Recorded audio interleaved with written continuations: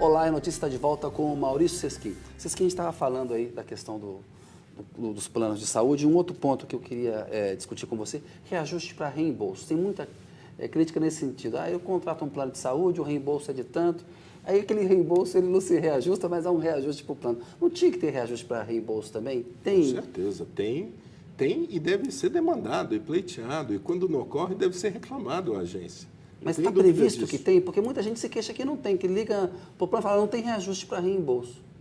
Veja, deveria, se não ocorreu nesses casos, deveria existir. Deveria. Porque é óbvio, né? Se as despesas médicas aumentaram e fizeram com que houvesse um reajuste por conta dessas despesas, é natural que na outra ponta haja o reajuste do reembolso, sem dúvida nenhuma. Você citou aquele dado de 11% da nossa população acima de 60 anos. São isso. idosos. O IBGE projeta que até 2030 vai ser 3 vezes Exato. maiores. Como é que a gente tem que se preparar para isso, Sesquim? Nós precisamos mudar muita coisa no sistema no sentido do modelo de financiamento, porque hoje esse custo ele é, no princípio do mutualismo, esse custo é rateado, vamos dizer assim, para as pessoas da mesma faixa etária, o que faz com que o custo dos planos de saúde, principalmente os individuais, cresça conforme a idade, e aí há uma idiosincrasia, ou seja, quando você paga mais pelo seu plano de saúde, o período que você utiliza mais, você é onde você mais precisa, onde é você mais onerado no custo assistencial.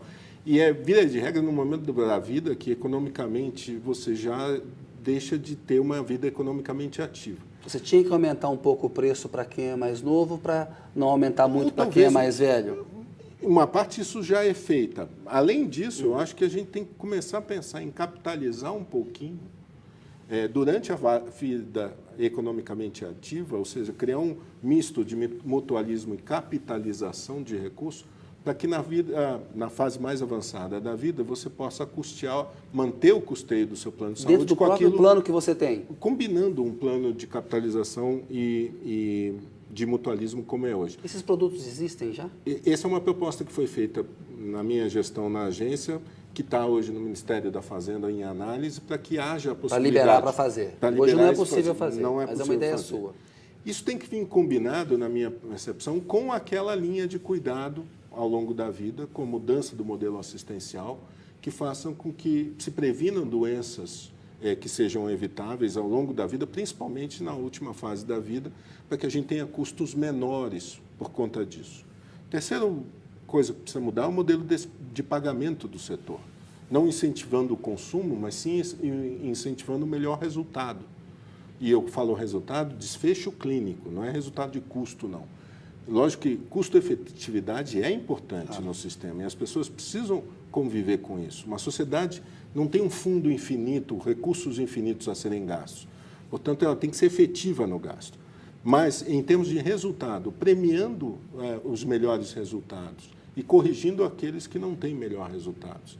Isso precisa ser feito no sistema. Ou seja, há uma série de mudanças que precisam ser feitas no modelo atual para que a gente tenha uma condição de sustentar e subsidiar e pagar o atendimento de uma população que vai triplicar de tamanho. Como a gente vê, essa reportagem ela é recorrente nos jornais. O repórter pega, liga e fala assim, eu quero um plano para o meu filho. Aí é mais fácil você obter informação e comprar aquele plano. Aí se ligar, eu quero um plano para minha mãe ou para minha avó, já fica mais difícil. Olha, aí tem planos que falam, ele tem que passar aqui direto e tal. Vocês têm um desrespeito com o idoso aí que tinha que Não, e pior que acabar, né? A impossibilidade de fazer essa diferenciação está prevista na lei. Houve um normativo, eu assinei ele, um normativo da agência deixando absolutamente claro que não pode haver diferenciação na comercialização de planos por faixa etária. Isso é puro desrespeito mesmo. Absoluto. Isso tem que ser reclamado imediatamente. Toda vez que ele acontece, tem que ser reclamado na agência. Isso não pode acontecer. O pessoal brincava comigo que eu advogava em causa própria, porque daqui a pouco eu estou com 60 anos também. Não é verdade. Eu acho que, como a população vai envelhecer, nós precisamos parar de entender que isso é um problema. Isto é um mercado. É uma realidade, é um mercado. É um mercado e essa população vai precisar ser atendida, tem que ser atendida e tem que ser atendida com dignidade que merece. E vai consumir e vai pagar por isso, né? É evidente. É evidente. Vocês que um outro ponto importante são em relação aos médicos, né? Uma pesquisa do Datafolha de 2010 mostrou que 9 entre cada 10 profissionais ali, médicos, reclamam de interferência das operadoras. Dizem que muitas vezes eles não dão um atendimento por uma pressão das operadoras. Como é que você avalia esse quadro? Eu acho que nós viemos num período onde realmente, principalmente a remuneração do médico, foi comprimida. E aí eu acho que há um erro de interpretação, eu não diria que pelas operadoras. Se você olhar a curva de crescimento de receita das operadoras, ela é acompanhada quase como uma linha paralela pelo gasto dessas operadoras com o custo assistencial. Então, o custo assistencial nos últimos 12 anos cresceu no mesmo patamar, igualzinho, da receita. O que houve? A distribuição, se a gente imaginar uma pizza, esse gasto, a participação do pedaço de gasto com tecnologia, materiais, medicamentos, órteses, próteses e tal, aumentou muito e comprimiu o pedaço de honorários médicos. Tanto que hoje a gente gasta no sistema suplementar muito mais com esses insumos do que com a remuneração médica.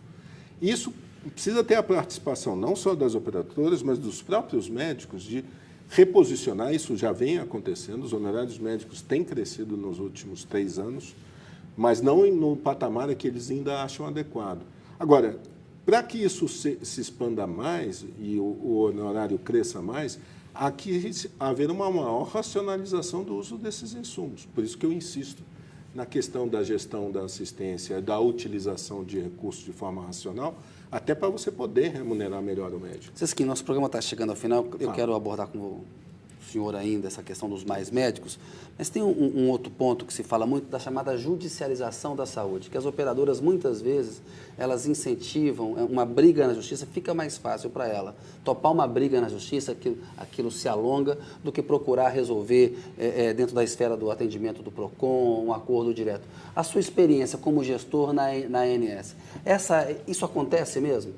Porque ir para a justiça é custo para todos os lados, no fundo. Não, mas via de regra, o que eu vejo é que o juiz dá a liminar para o atendimento, significa a operadora tem que dar o atendimento, portanto, ela tem um custo imediato, e depois ela vai recorrer daquela decisão. Então, eu não acredito que haja um incentivo por parte das operadoras em relação à judicialização. Ao contrário, acho que é custo para todo mundo, inclusive para as operadoras. Isso não interessa a ninguém.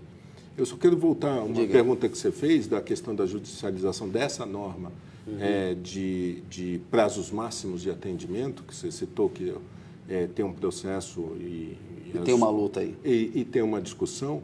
Eu quero crer que essa discussão seja basicamente para a mudança de critérios que as operadoras não concordem na avaliação que está sendo feita por parte da agência. Que num Estado democrático de direito, de um Estado de direito com a democracia que nós vivemos, é lícito e perfeitamente plausível, embora seria desejável que não chegasse a esse ponto.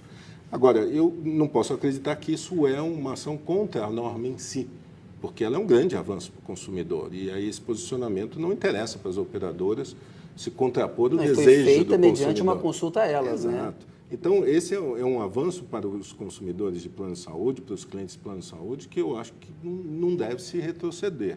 Mas eu entendo que as operadoras tenham o direito à condição de questionar critérios que possam ser melhorados. Isso é uma contribuição para todos. Você queria falar a respeito do mais médicos aqui. O governo diz que faltam os médicos. Os dados da demografia do médico no Brasil mostram que a gente tem aí uma média de 2 médicos por 1.000 habitantes, né? E a gente vê que na região norte essa média de 1 médico por 1.000 habitantes, no Nordeste 1,23, o Sul está acima da média 2,67, Sudeste 2,09, Centro-Oeste 2,05. 2 médicos por 1.000 habitantes é um bom número ou é um número baixo ainda? Eu acho que ainda é um número baixo para aquilo que a gente pretende. O que seria o ideal? Isso depende de país a país, sistema a sistema. Mas eu acho que, basicamente, o que nós precisamos, e o Mais Médicos foca isso, não é tanto aumentar, basicamente, essa relação, mas é colocar médicos onde não tem. Onde não tem, que é outra questão também, a distribuição deles. Que eu acho que esse é o fato mais importante no momento. Ou seja, eu acho que existe a questão de nós precisamos colocar médicos onde não existem. Óbvio que quando a gente colocar esses médicos, novas demandas vão aparecer por infraestrutura, por condições de atendimento, que é bom, porque isso ajuda a resolvê-las. Mas eu não acho que é o único problema. Ele é um dos A problemas. sua avaliação sobre o Mais Médicos é um programa bom, na tua opinião? Você gosta dele? Eu acho que ele é necessário. De alguma forma, nós vamos ter que enfrentar esse problema. Talvez a forma não tenha sido a mais adequada, a negociação com as entidades não tenha sido a melhor possível, mas não é isso que está em questão mais. A minha percepção é a seguinte: se você tem regiões do país que não tem médico, o que você gostaria numa região? Você fez um programa que você não tem para o brasileiro ir, ele não exatamente. quis ir. Por que um estrangeiro não pode ir? Ou seja, é melhor ter um médico do que não ter. Que não ter. Isso é ponto pacífico. E nós temos regiões do país que não tem nenhum. E a colocação desse médico é absolutamente necessária, no meu modo de entender. Na sexta-feira, a Folha de São Paulo fez um editorial que chamava Guerrilha Médica, falando do corporativismo dos conselhos regionais de medicina, que não querem registrar os médicos estrangeiros. A gente viu, né, Sesquim, toda uma reação de xenofobia em relação à chegada em Fortaleza de médicos estrangeiros e tal. Como é que você avalia esse corporativismo dos médicos? Você é um médico, está errando, não está errando? Eu acho que houve um exagero e eu acho que se você perguntar para a grande maioria dos médicos, eles não vão concordar com isso, não. Eu acho que tivemos alguns exageros, acho que isso já mudou um pouco essa postura e nós não podemos, obviamente, sempre classificar toda uma classe, né? Não, estamos falando de 350 mil médicos no país a partir da manifestação de alguns poucos. Então, eu entendo a questão do... Mas teve uma presença muito forte nas redes sociais, tem um movimento muito forte em Sesquim. Eu entendo que você tem um número de médicos que defenda, entre aspas, que isso seja reservado aos médicos brasileiros e se cria infraestrutura. É uma forma de ver, mas eu acho que no grau que nós atingimos e no grau que foi demonstrado, nós precisamos voltar ao bom senso e a uma racionalidade nessa discussão. Eu acho que o antagonismo que foi posto não é bom para a população. Por trás dessa discussão existe uma população que precisa ser atendida. Se a gente colocar o cidadão em primeiro lugar, a gente tem que convergir à custa de um bom senso entre as partes, de construir soluções. E se efetivamente nós não temos condições de médicos brasileiros não se interessam, por que não todo país do mundo existe isso? E a xenofobia é muito ruim, por princípio. Ainda mais num país de imigrantes, né? Claro. É de família italiana, não é? Todos nós somos, de alguma forma. Sesquim, o revalida faz sentido para os estrangeiros? O argumento do governo é o seguinte: não, eu estou trazendo um médico com uma atuação específica, não para atuar livremente no território nacional. Portanto, eu estou fazendo uma avaliação específica, um treinamento específico e tal. Como é que você vê essa questão? Eu acho que foi a forma que o governo encontrou para, de alguma forma, conseguir atingir o seu objetivo. Acelerar. Eu acho que sim. Eu acho que isso, de novo, eu acho que dá para construir um consenso a posteriori disso. Porque em algum momento essas partes vão ter que sentar de novo e ter que acordar. Faz sentido, na minha cabeça, a gente ter um mínimo de segurança de quem é que está vindo, com que grau de conhecimento médico, com que grau de saber que ele vai colocar à disposição da população. Portanto, eu acho que, transitoriamente, eu entendo o governo de perseguir o seu objetivo, apesar das críticas. Mas, por outro lado, em algum momento, nós vamos ter que reconstruir essa base de avaliação. Você falou que a medicina brasileira, aí, de ponta, ela não deve nada a outros países. Você tem uma avaliação sobre a medicina em Cuba, o sistema cubano, a especialidade dele está focado para o atendimento básico de saúde? Qual é a tua opinião sobre o sistema cubano? Eu acho que nessa questão de atenção básica, eles realmente são muito bons. Até porque, pelas próprias condições econômicas, essa foi a área que eles poderiam se desenvolver mais. Tiveram que focar nisso, né? Eu acho que até pelos recursos que haviam, e fizeram muito bem. Então, e nós também temos áreas onde a atenção básica é fundamental, é o que resolve o problema, resolve 80% dos problemas, resolve a grande maioria dos problemas. Tem a ver com a prevenção que você falou, né? Com certeza. Então, eu acho que nesse aspecto eles têm uma formação, em princípio, muito adequada para isso e tem um histórico já na ilha de atenção básica com muito sucesso. Chegamos ao final do programa, tem aqui o Pinga Fogo, queria que você respondesse uma ou duas palavrinhas, por gentileza, Sesquim. Getúlio Vargas. Conquistas trabalhistas, eu acho. Juscelino Kubitschek. Desenvolvimento do país, crescimento, bases de crescimento. Jânio Quadros. Eu acho que é uma pessoa inteligentíssima, mas que teve uma atitude talvez um pouco irresponsável. João Goulart. Faltou-lhe base de política, consenso, de criação de consenso, no meu modo de entender. Ditadura militar de 64. Repressão, de falta de liberdades, eu acho que isso é fundamental para uma sociedade. José Sarney. Eu acho que ele recompôs isso de alguma forma, ele traz de volta isso. Fernando Collor de Mello. E além de tentativas de estabilização econômica... Falando do Sarney, tentou. Planos Planos que não deram certo, mas tentou. Tentou. Fernando Collor de Mello. Eu acho que a abertura econômica para o mundo seria um bom mote. Itamar Franco. Itamar Franco, eu acho que teve a sabedoria de construir essa base política de sustentação do governo e iniciou o Plano Real, eu acho que é um mérito grande. Fernando Henrique Cardoso. A estabilização econômica do país e as bases do crescimento que a gente vê nesse país, do desenvolvimento, sem dúvida. Lula. Ascensão social impressionante. Isso tem um impacto em saúde brutal, né? Porque nós trouxemos uma Espanha, 40 milhões de novos consumidores que também passaram a consumir planos de saúde. Então, Lula, ascensão social, sem dúvida nenhuma, acho que é o mote principal. Dilma.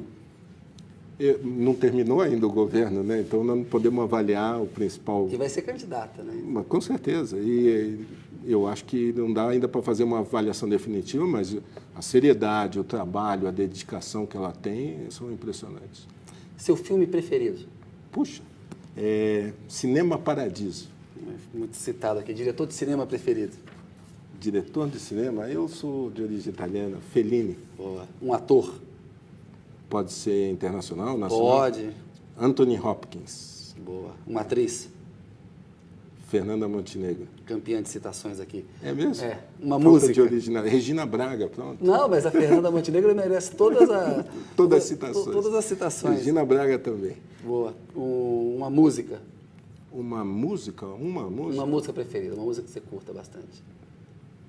Bossa Nova em geral? Pode ser. Bossa Nova em geral. Cantor preferido? Cantor? Pode ser cantor, compositor? Pode. Gilberto Gil. Cantora? Marisa Monte. Um ídolo?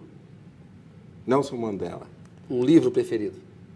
Eu acabei de ler um livro que eu adorei, chamado Holocausto Brasileiro, de uma jornalista chamada Daniela Arbex, uma mineira. Eu acho que todo mundo que lida com saúde devia ler esse livro. Está registrado aí. Uma frase, um pensamento qual você gosta, pode ser um verso, um poema. Eu tenho uma frase, e aí eu acho que eu vou cair no lugar comum também, de Fernando Pessoa, que eu acho que tem muito a ver com medicina, que ele fala que o pensar só deve chegar ao limiar da alma. Nas próprias antecâmaras do sentimento é proibido ser explícito. Pensar o que o outro pensa é discordar dele. Sentir o que o outro sente é ser ele. Ser outra pessoa é de uma grande utilidade metafísica. Deus é toda a gente. Boa, Fernando Pessoa é ótimo. Sesquim, muito obrigado pela sua entrevista, boa noite. Até uma próxima. Obrigado a você. Valeu. A notícia volta na semana que vem, logo depois do Dr. Hollywood. Você pode ver todas as entrevistas do programa no nosso site. O endereço está embaixo na telinha para você. E também pode acompanhar as notícias do programa pelo meu Twitter. Eu agradeço a sua atenção, tenha uma excelente semana e muito boa noite.